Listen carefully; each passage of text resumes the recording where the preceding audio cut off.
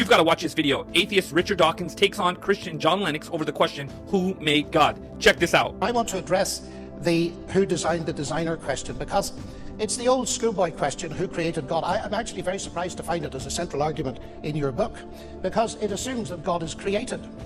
And I'm not surprised, therefore, that you call the book The God Delusion, because created gods are by definition a delusion.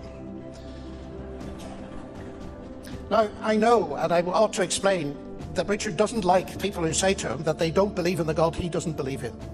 But I think that this is possibly touching a sore spot. But in order to weigh that argument, I need to know what you mean by God.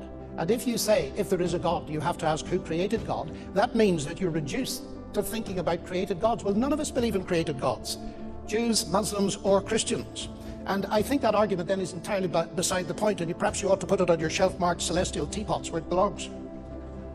The God who created the universe, ladies and gentlemen, was not created.